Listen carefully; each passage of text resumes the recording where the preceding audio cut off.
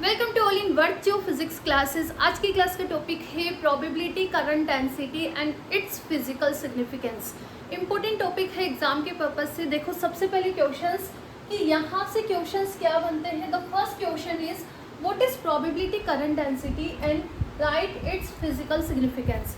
Probability, current density क्या होता है और इसका फिजिकल सिग्निफिकेंस भी आपको बताना है। The next question is derive expression for probability, current density and discuss conservation of probability। आपको conservation of probability के बारे में यहाँ पर डिस्कस करना है, ठीक है। तो पहले मैं आपको ये बताऊंगी कि probability, current density क्या होता है। ये तो पता है, जब आपने कंटिन्यूटी इक्वेशन निकाला था तो वहाँ पे हम S से रिप्रेजेंट कर रहे थे, कई बार उसे कैपिटल J से भी रिप्रेजेंट करते हैं। पर ये होता क्या है, इसको समझने से पहले आपको प्रोबेबिलिटी डेंसिटी पता होनी चाहिए। प्रोबेबिलिटी डेंसिटी क्या होता है, पी से हम रिप्रेजेंट कर रहे थे। ये बताता है कि स्पेस में किसी भी जगह पर एक पर्टिकुलर टी टाइम पर पार्टिकल के फाइंड आउट करने की प्रोबेबिलिटी क्या है, इसे हम प्रोबेबिलिटी डेंसिटी बोलते हैं, ठीक है। अब प्रोबेबिलिटी करंट डेंसिटी क्या है, ये जो प्रोबेबिलिटी डेंसिटी है ये स्पेस में किस तरह से मूव कर रहा है एक जगह से दूसरी जगह पर। सिंपल सा कॉन्सेप्ट है। जो प्रोबेबिलिटी डेंसिटी है ना, किसी भी पार्टिकल को फाइंड आउट करने की प्रोबेबिलिटी किस तरह से मूव कर रही है एक जगह से दूसरी जगह पर, उसे ही प्रोबेबिलिटी करंट डेंसिटी बोलते हैं। इसे हम डिनोट करते हैं बाय द एस, या फिर कई बार इसे कैपिटल जे से भी डिनोट किया जाता है, ठीक है। कंफ्यूज नहीं होंगे ना। और इसका फॉर्मूला क्या है, माइनस का आएगा इसका upon 2m if psi and wave function. तो यहाँ पर क्या आएगा, psi star del psi minus psi del psi star. Clear है, तो लिखो इसको।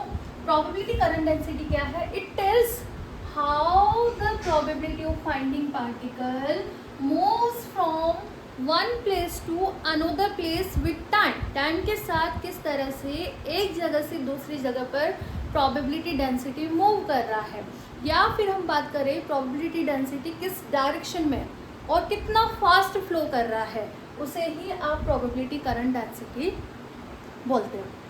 तो S equal to this is formula of probability current density. It tells in which direction probability of finding particle, जिसे हम पी से डिनोट करते हैं, is flowing and how fast it is flowing. Physical significance की हम बात करें, if S equal to 0, S क्या है, 0 है। अब देखो अंडरस्टूड है, एस यदि 0 हुआ तो फिर हम क्या बोलेंगे, यहाँ पे जो प्रोबेबिलिटी डेंसिटी है फ्लो नहीं कर रही, प्रोबेबिलिटी डेंसिटी फ्लो नहीं कर रही।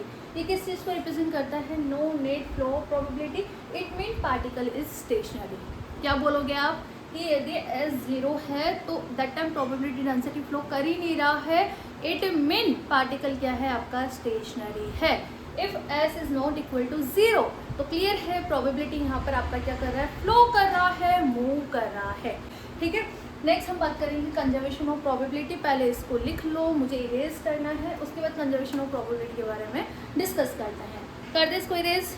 अब बात करते हैं about the conservation of probability.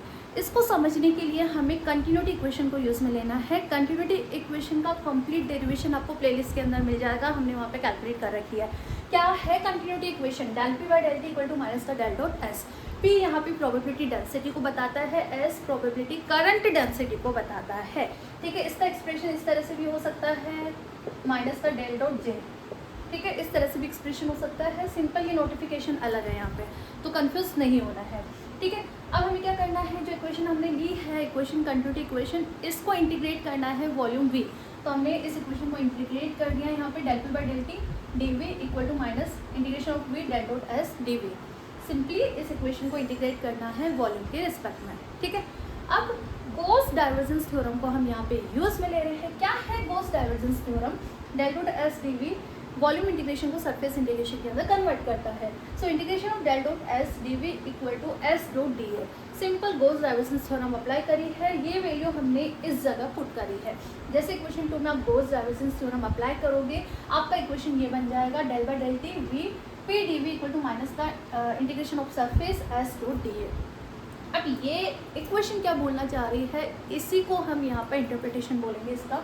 बेटा हम बात करें for the left hand side, left hand side क्या बता रहा है, आप इसको क्या बोलते हो कि change in probability density in volume V with respect to time, मतलब कि प्रोबेबिलिटी डेंसिटी वॉल्यूम वी में टाइम के साथ कैसे चेंज हो रही है, इसको बता रहा है। ठीक है, इसके अपोजिट हम राइट हैंड साइड की बात करें तो ये बता रहा है कि जो प्रोबेबिलिटी करंट डेंसिटी है वो सरफेस से बाहर निकल रही है, लीविंग कर रही है, लीविंग कर रही है मतलब flux of probability current density, flux of probability current density. ठीक है, so this is represent the flux of probability current density leaving the surface enclose volume we. और इसकी बात करें लेफ्ट हैंड साइड की तो represent the change of probability of finding particle in volume V with time. अब आप ये सोच रहे होंगे कि क्या है ये, कुछ समझ ही नहीं आ रहा, ये लैंग्वेज तो हमें बिल्कुल ही नहीं समझ आ रही, तो कोई टेंशन लेने वाली बात नहीं है, सिंपल सा कॉन्सेप्ट है बेटा। इस तरह से समझ लो कि ये हमने कोई टैंक लिया है, क्या है ये, टैंक लिया है, इसके अंदर वाटर फिल है, वाटर फिल है। ठीक है, इस वाटर को आप मान लो प्रोबेबिलिटी, क्या मान लिया हमने इसको, प्रोबेबिलिटी मान ली। ठीक है, अब इस टैंक से पानी बाहर निकलेगा तो इसमें कम होगा ना, कम होता जाएगा। ठीक है, तो इसका कहने का मतलब यही है कि यदि प्रोबेबिलिटी डेंसिटी वॉल्यूम वी में इंक्रीज हो रही है तो ऑटोमेटिक ये है कि बाहर की तरफ डिक्रीज होगी, वो बाहर इंक्रीज हो रही है तो अंदर की तरफ क्या होगी, डिक्रीज होगी।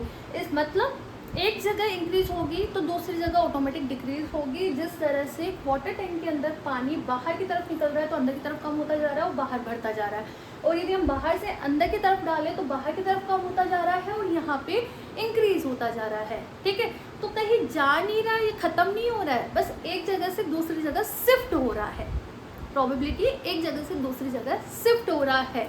ये प्रोबेबिलिटी कंजर्वेशन को डिफाइन करता है। इसका इंटरप्रिटेशन अभी लिखेंगे हम, पहले आप इसको लिखो। इंटरप्रिटेशन देखो कि ये बात बोलना क्या चाह रही है।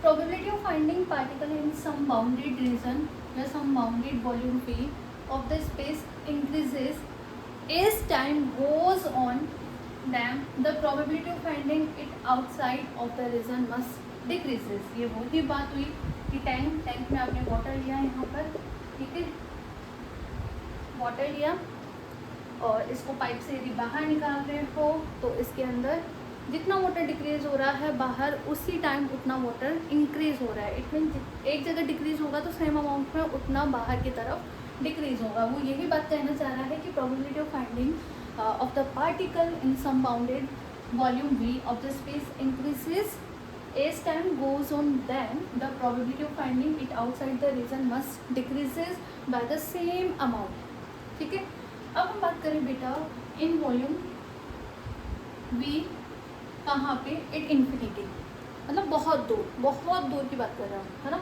तो मतलब v इक्वल टू इन्फिनिटी। अब v इक्वल टू इन्फिनिटी मतलब इन्फिनिटी पर हम बात करेंगे तो आपका वेव फंक्शन कितना होता है, ज़ीरो होता है ना, तो वहाँ पे जाई कितना होगा, आपका ज़ीरो होगा। जाई ज़ीरो है, अंडरस्टूड है, ये वाला जो टाइम है वो आपका ज़ीरो हो जाएगा, ओनली इधर वाला टाइम बचेगा left hand side, del by del T all space P D V equal to zero.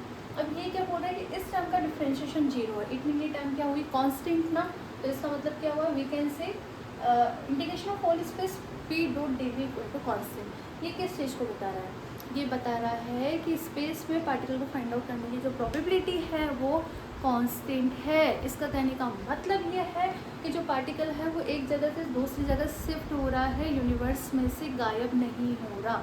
बात सिंपल सी है, इसे ही प्रोबेबिलिटी कंजर्वेशन लॉ बोलते हैं।